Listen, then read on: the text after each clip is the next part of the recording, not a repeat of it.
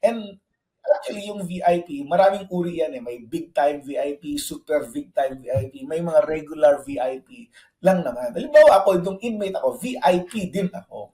Alright? It's because ang definition lang naman ng VIP, very important preso, is may dalaw ka at yung dalaw mo willing magbigay ng, ang tawag namin dito ay calling fee. Yung pag nadadalaw ka, kinokalling ka kasi. Kumbaga tinatawag ka para makita mo yung dalaw mo. Kaya pag dumating ng dalaw mo, may calling fee kang ibabayad. Nung panahon ko, 40 pesos yung calling fee namin.